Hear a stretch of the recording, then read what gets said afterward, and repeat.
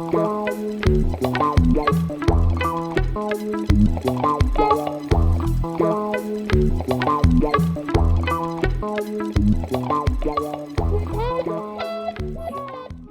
won't talk about quantum walks or quantum simulations, but I worked a little bit from these topics. Still, I will talk about photonic systems or what you can do with photons, and there are some kind of link back to quantum walks also. So I'm at the University of Stuttgart. Since Christine showed some nice pictures of Paderborn, I thought I have to also convince you that Stuttgart can look nice. To be honest, on this picture, there are some kind of not so nice parts here, but on this it can look really beautiful. This is my group. We're about like 10 to 12 students at the moment. As I said, we started kind of about 3 years ago. I'm not sure how many of you know me. So my background is in kind of photonic quantum information, photonic quantum technologies, quantum optics. I've worked on kind of a wide area, kind of wide range of topics, also including some quantum walks and some quantum simulations here.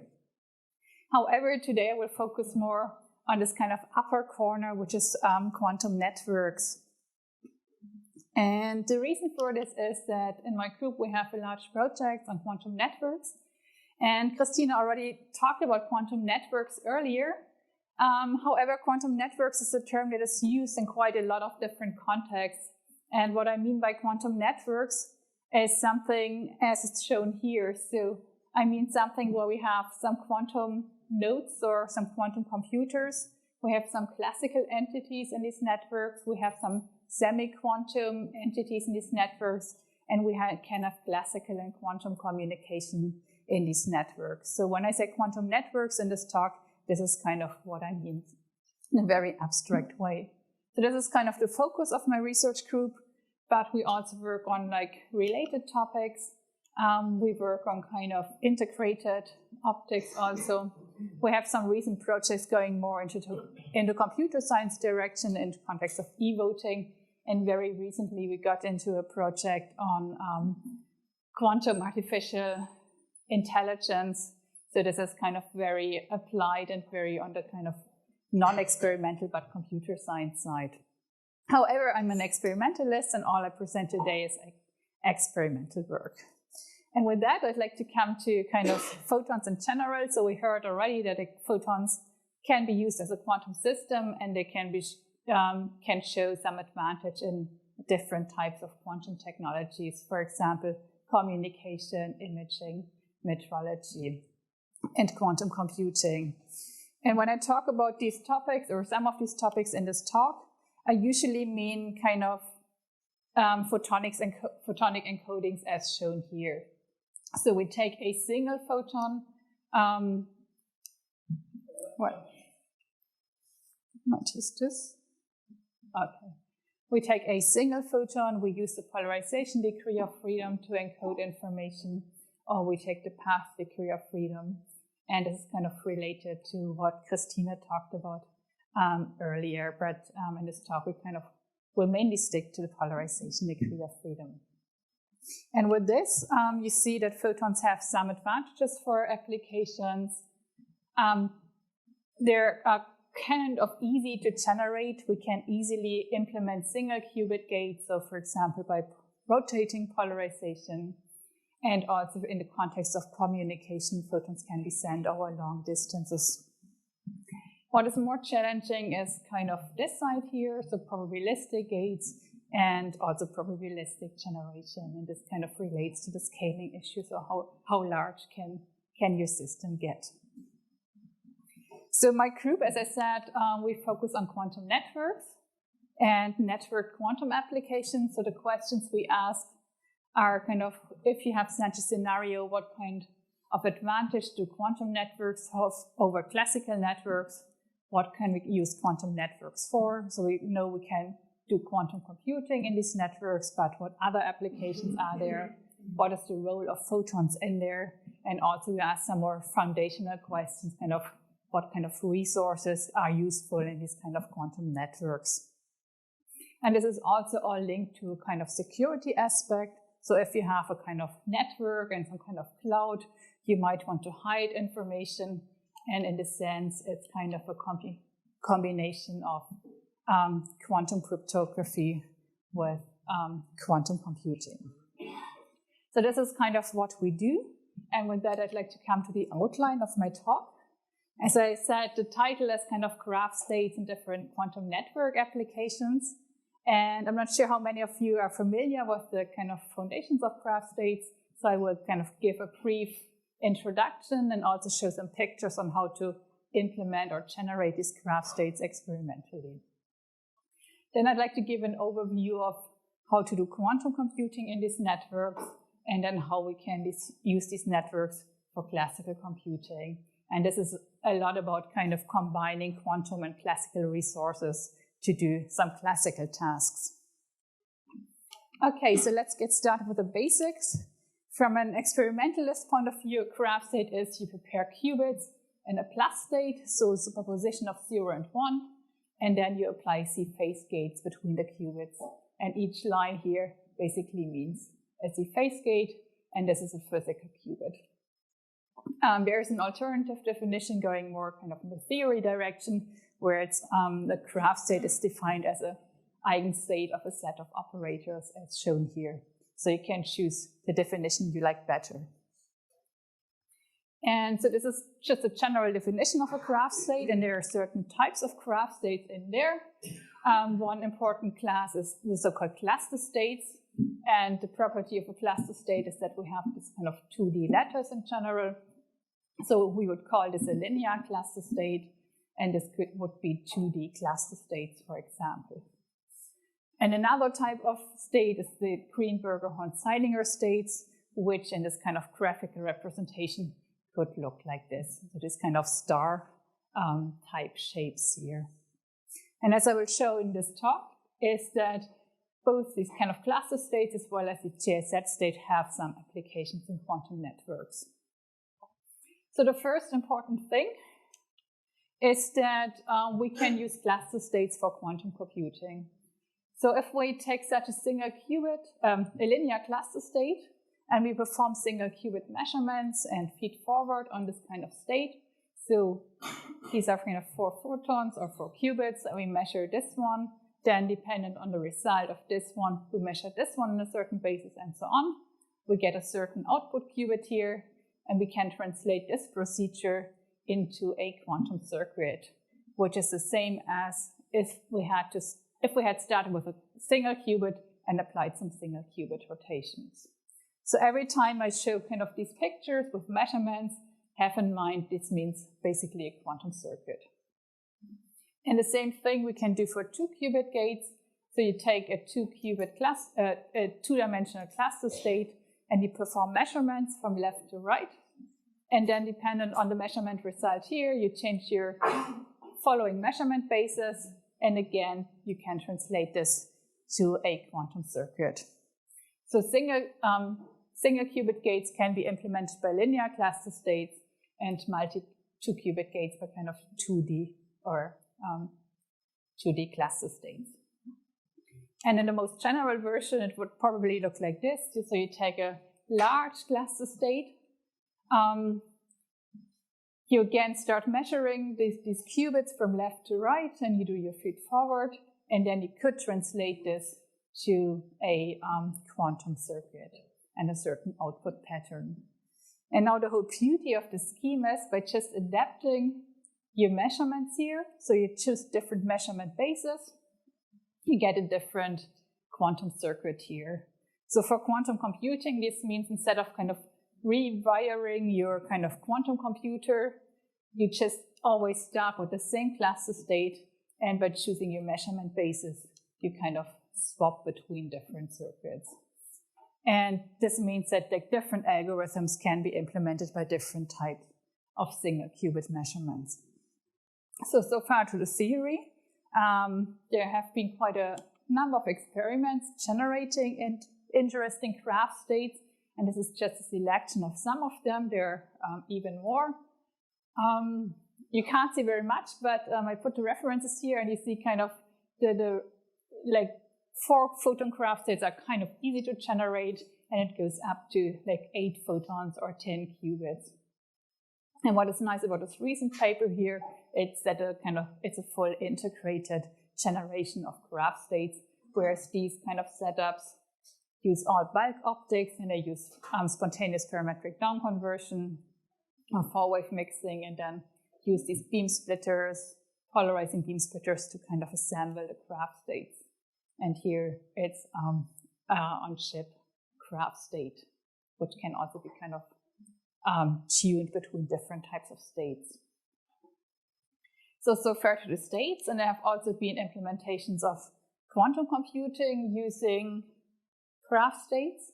And this again is just a selection. One of the first experiments was this, where people used the 4-photon graph states to show kind of some basic quantum gates.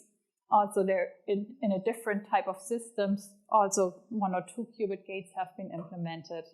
And this was the first experiment which did this active feed forward, where you kind of measure a qubit and kind of you adapt actively your measurement basis. And more recently, there has been like another implementation of a quantum algorithm in a graph state. So I hope this convinces you that graph states are interesting as a resource, and that you can do quite interesting things with them. So now what I would like to do, I would like to take you from the graph state and the quantum computing to a more networked setting. And again, go back to this picture. So instead of having a local quantum computer and a local graph state that you can program locally, I'm asking, okay, what happens if we take the whole thing to such a network? So assume you have some quantum computers here which can run measurement-based quantum computations, or can generate graph states. You have some clients in there that can generate single qubits, or they might be able to do some measurements. And we have these kind of links that can send single qubits or even quantum states. And then what was shown as the first interesting thing that you can do is actually delegated quantum computing. What is delegated quantum computing? So we go from this kind of big network picture to kind of just one client and one server in there. And what we do is we have this client, and this client has a single qubit generator, so it can generate, for example, single photons. And then we have a quantum server, and the server has the full power of quantum computing. So it's basically a kind of graph state machine. And now what we want to do is we want to enable this client here to run a quantum computation, although he or she doesn't have a quantum computer himself, such that the data and the computation remain perfectly private. And this is kind of one of the most interesting examples of what you can do in a quantum network. So you can perform some kind of quantum cloud computing such that you keep your computation and the data remain perfectly private. So just in a nutshell, how this works. Keep in mind what I showed you earlier. We can do quantum computation by doing measurements on graph states. And what we do now is we separate the generation of the qubits from the generation of the graph states, and we separate the measurements from the graph states again. So in the kind of easy version, it looks like this. We have this client, and this client prepares single qubits in a random state, and then these qubits are sent over to the server.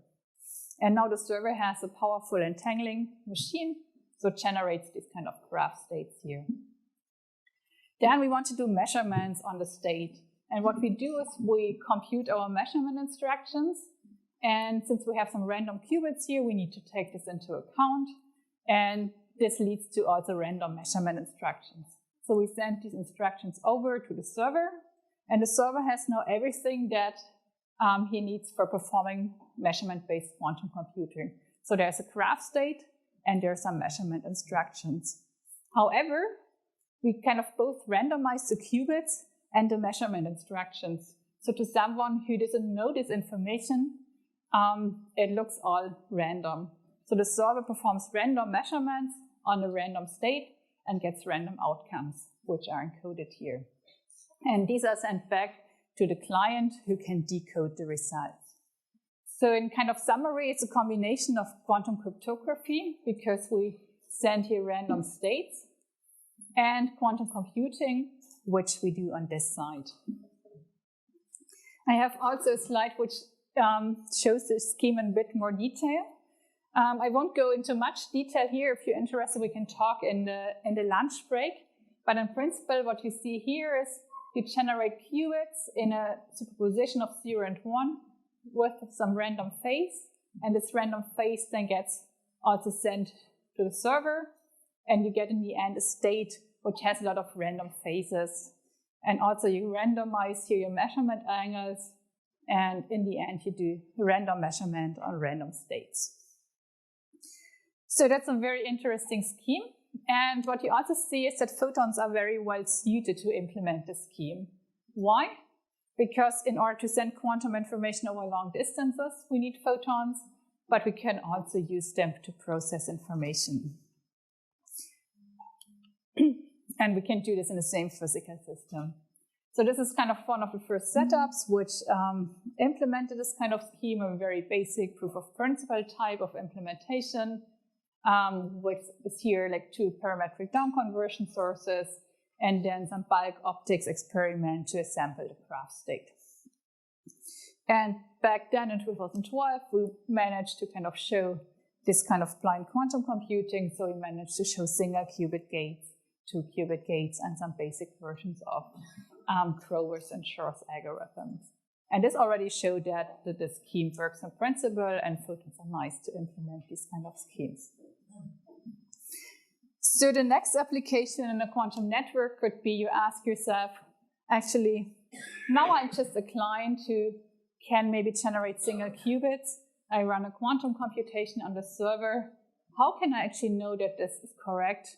Or if I pay a lot for running this quantum computation, how do I know that my results are not just random numbers?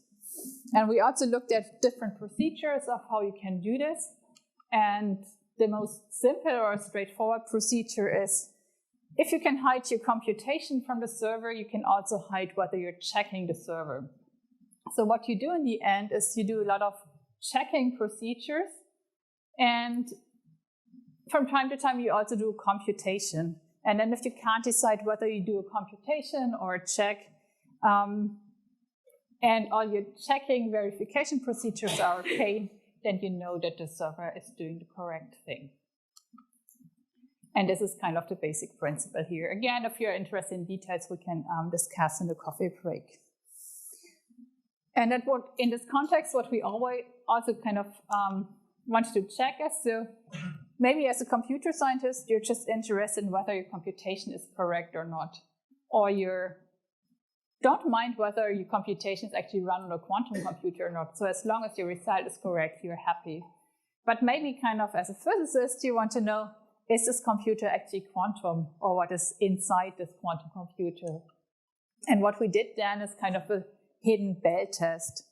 So as one of these checking procedures or so, you can kind of sneak some bell tests in, so you can test the correlations of your quantum computer.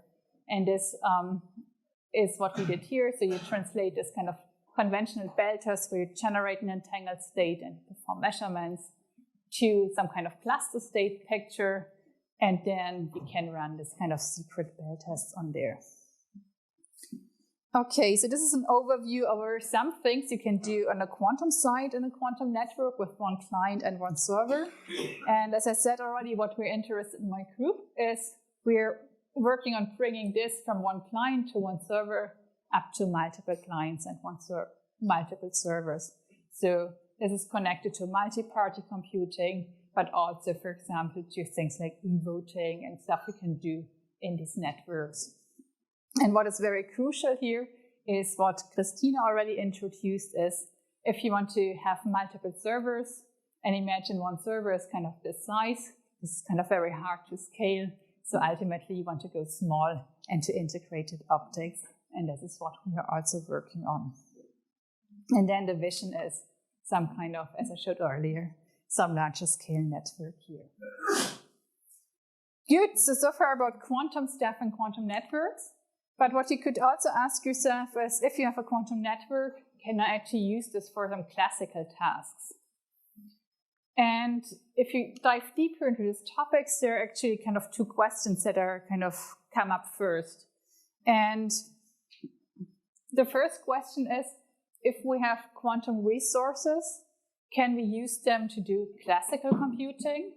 And this is interesting from a kind of resource point of view. So can you play with quantum and classical resources to do something classical? Or if you take a classical computer or non-universal classical computer and add some quantumness to it, how far can you get? And then again, can we use quantum networks for classical computing?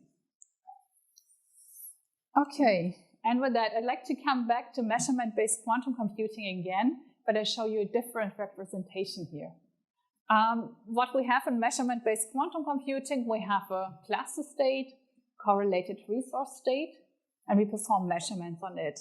And in order to perform these measurements, we have a classical control computer, and this control computer tells the correlated resource or measurement device here what to do.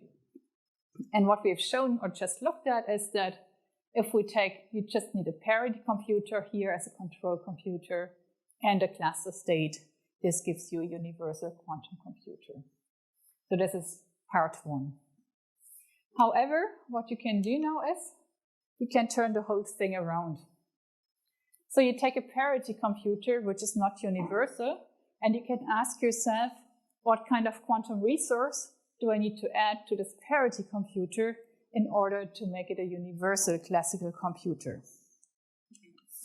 So for a universal classical computer, we need some NAND gate, as shown here. And so you can rephrase the question to, if I have a parity computer, what do I need to add to my parity computer to be able to compute a NAND gate? It was shown in theory a couple of years ago that, quite interestingly, that if we add a 3-qubit GHZ state, and here we are back at the kind of graph states again, if we add this to a parity computer, we can get a NAND gate. And why is that? That's kind of quite easy to see. As that's a kind of sketch of the proof, which can be found in this paper here. So if we write down these kind of eigenvalue equations here, with sigma z operators and sigma x operators, and then we assign, or we kind of generalize it and write O0 for the sigma z operator and O1 for the sigma x operator. Instead of writing these 4 equations, we can write 1 equation, and you see what you have in there. You have kind of A and B. You have A plus B here, and you see here that the AND gate here occurs. And this is kind of why a parity computer plus a 3-qubit GHZ state give you some AND gate. However, we also heard that these kind of states and measurements on these states implement single qubit rotations. So what we ask ourselves, or what you can ask is, can you actually do something simpler? So from a theory perspective, a 3-qubit GHZ state is kind of an easy resource. From an experimental perspective, it's kind of okay, but you would also be happy if you had something simpler to use. And what you can show is, yes, you can replace this part here by a rotation of a single qubit. And this is actually quite intuitive, because you can show you can use these linear states here for implementing single qubit rotations. So it's kind of straightforward to see that you can replace this by rotations of single qubits. And now from an experimental perspective, we're in the regime where it's kind of easy. So we can take the GHZ state away and have a rotation of a single qubit. And now you can derive this identity here, which says you start off with a quantum state, you apply a rotation dependent on A, on B, on A plus B here, and then you get this term here, and you can show that this is again a NAND gate. And what you see from this identity here, that this part here, can be implemented by a sequence of single qubit rotations. So single qubit rotations are easy with photons, so this is easy to do with photons. And now this also means that if we have a parity computer plus a single photon, we can do universal classical computing. However, as I said, we're interested in a network setting. So we're interested in a setting where maybe A and B belong to two different clients, or maybe have some more complicated operations here. And since photons can be sent easily over a network, we can do delegated classical computing in a network. And before I show you how this works, I'd like to make one point. You can also see this whole scheme as this kind of rotation of a single qubit boosts linear functions to the computation of nonlinear functions here. And this is a different way to see this. So how can we do now network computations? We again take one client and a server. And in our case, the server generates single photons. This client performs rotations, sends the photons back, and generates a quantum state, measures a quantum state here. And because, again, we want to have the whole procedure secret, so the server should not learn what the client wants to compute here, we add some random bit flips here. And this is very much, again, in the spirit of QKD, because you generate some states, you perform some rotations, you add some random bit flips to it, and then you perform a measurement. But here, kind of Alice and Bob are on the kind of same side. We have some influence here. You can write this whole scheme up in a kind of more theoretical way, and this is how this looks like. Again, it's the same as I just said. We start with a server. We have a client, and this client implements these new rotations on the qubits dependent on the inputs. We add some random bit flips here. We perform a measurement here. We get a result, and this result can be related to the NAND gate of these two inputs. So as a computer scientist, you might now say, okay, I can do a NAND gate on a piece of paper in kind of half a second. Why do you do this in this complicated way? Yes, that's true. But what we ask here actually is how you combine different resources from both the quantum side or the photonic side and the computer science side, and how they kind of can play together. As an experimentalist, I have to show you some experimental setup. It looks actually quite straightforward. So you start with a photon source, you implement these rotations, you perform a measurement, and you get your NAND gate out. And since it's basically just single qubit gates, the fidelity is quite high. And I didn't talk about what kind of resource you need for implementing this scheme. It turns out that different to QKD, you can do it with single photons and also coherent beams. And there's kind of no difference in the kind of operation of these devices, but single photons are more difficult to generate, and just the laser is kind of the easy, straightforward way to do it. Good. So this is how to implement a NAND gate with complicated photons that you could do in a second on a piece of paper. However, what we're interested in is more complex computations. So if you just don't want to compute a NAND gate, but for example, this pairwise AND gate here and this n-tuple AND gate. And now you can again go back to the quantum network, and you could have a network where you want to jointly compute a function over all these kind of parties, and each input could belong to a different client, for example. And the question is now, okay, how can we implement these, or how can we add quantum physics to the implementation of these gates? So what we've looked at so far is we have a NAND gate, and it was shown that you can compute this NAND gate with a GHZ state and a single qubit gate. And it has also been shown that for these more complicated functions, you can use larger GHZ states. And again, we're back at the GHZ states and graph states and why they're interesting. So you see here that they're quite interesting or quite important for implementing these functions here. And now you see here, there's a gap.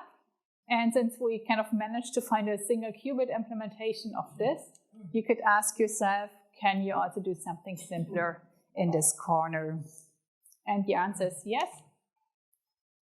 You can also compute this function with single qubits if you, in this case, have multiple rounds of operations.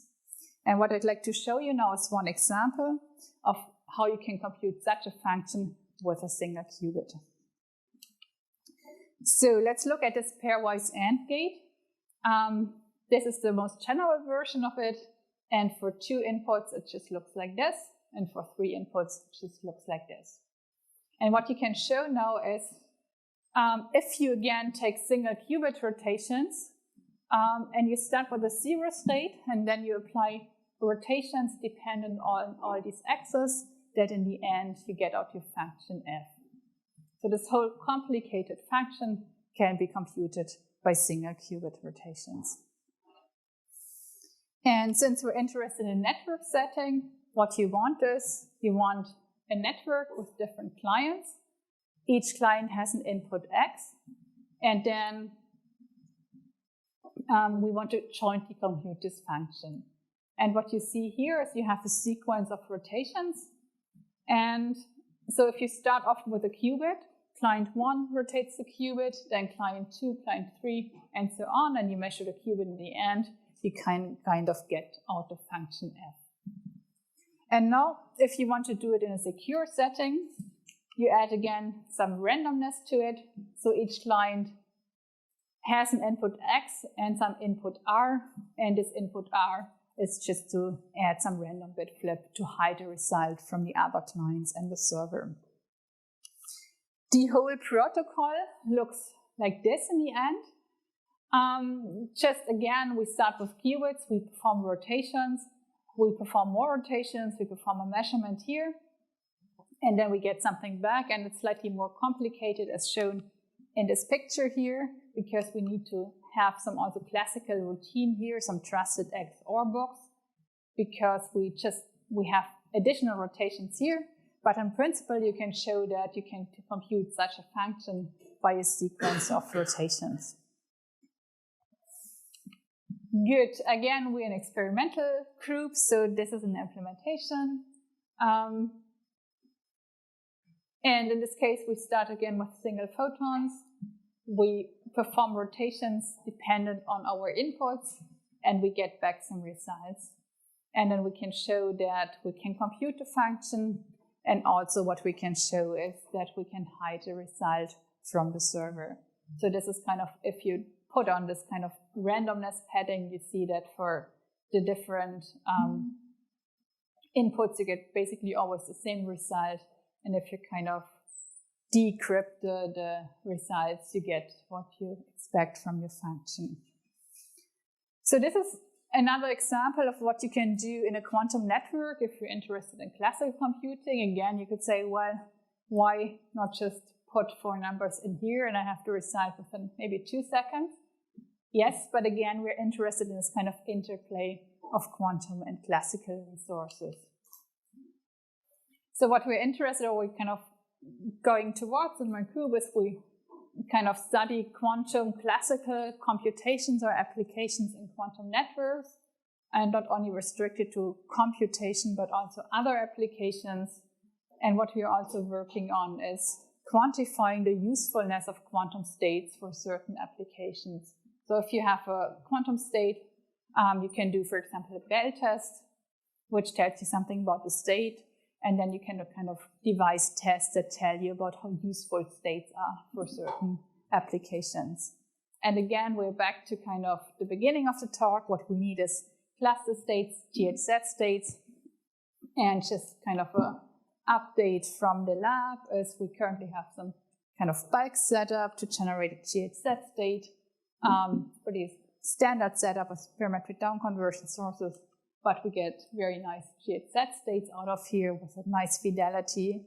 And what we're doing at the moment is kind of computing with those states, and what kind of the goal is to also go to integration, to have kind of stability and larger systems. So to summarize my talk, I started off with kind of a brief introduction into graph states, and I hope I convinced you that graph states, cluster states, GHZ states are interesting not only from a theoretical point of view, but also from kind of quantum networks point of view. I just introduced a few applications of those states and networks. There are kind of many more of what you could think of, like everything where you have many parties and they have to talk to each other or have to compute something together. The kind of first thing you think about when you think of computing quantum networks is quantum cloud computing or applied quantum computing. And there's a lot of work also from other groups on this.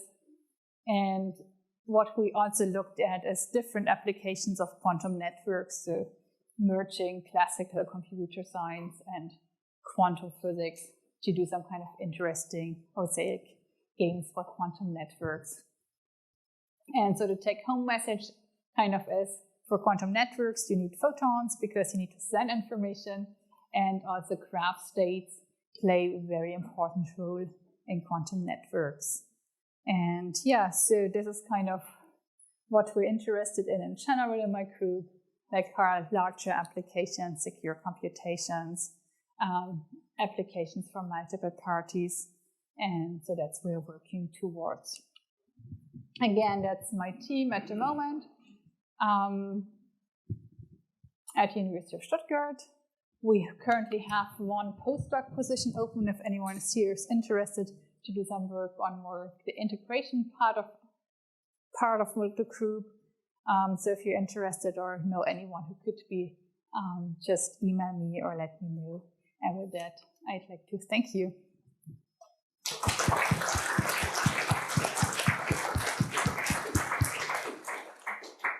Yeah, we are ahead of time, so plenty time for questions.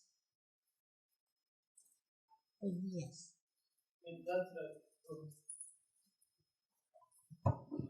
Yeah, thank you so much. On the first part of the talk, in the blind quantum computation with several party, some of the verification protocol.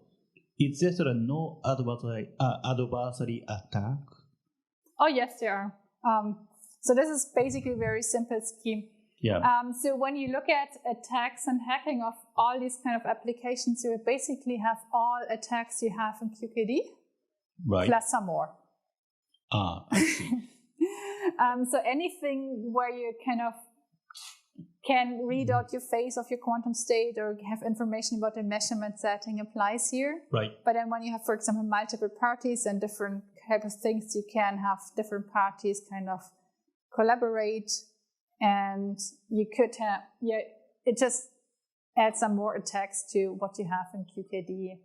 Yeah, that's so. In that you mentioned in that blind bell test. Mm-hmm. In that sense, on that biorate, on the CHS, very inequality, more than that, I forgot that some of the value you demonstrated. So what you measured 2.5. So this was mainly to show that you can sneak in these bell tests there. Right. Of course, we measured 2.5, which is not the maximum value you can measure, so there's some room for kind of improvement. Also, everything you have in other bell tests, like loophole-free bell tests, all these issues, they apply again here. So when you put like things together in a network and you ask foundational questions, right, you kind of collect all the kind of challenges from all the different areas. Yeah, thank you. Yeah, I just want to follow up. So for this blind quantum computing, you send single photons, which are encoded by arbitrary phase. And the next crucial step is this quantum server will leak them, will entangle them somehow. Mm-hmm. Because photon and photon do not really interact. One way to entangle them is by post-selection. Mm-hmm. And that's probabilistic, right? Which means you have to send multiple copies of your photons. And then people can hack. Correct, right? Yeah, so it's not blind anymore. There are multiple answers to this. So first of all, yes. So in an ideal secure implementation, the same as in QKD applies. So you always want to basically send one copy per phase. When you do an experiment like this, the first thing you do is kind of to show the principal demonstration. So this was not secure if you had kind of a very easy hacker to get some states out of this. The fact that you have post-select doesn't hurt you as much in measurement-based quantum computing because you have to measure the photons anyway. So it hurts you a lot when you have gate-based models because if you have to post-select your photons to ensure that your gate worked, you can't have another gate. And this kind of makes it complicated and you have to use ancilla photons and so on. In measurement-based quantum computing, it's kind of epsilon easier because you measure anyway. So if you post-select, you don't destroy your state that you want to use for something, but you do the kind of post-selection and one measurement in one step. But you have to entangle them first, right? So to entangle them, you have to send multiple copies. So this is one, yeah. So you repeat the experiment until success, basically. So you do as many repetitions of the experiment till your 4 photons arrived and were measured. Yeah. And in a kind of secure implementation, you would need to switch your phases all the time. Okay, yeah. Thanks.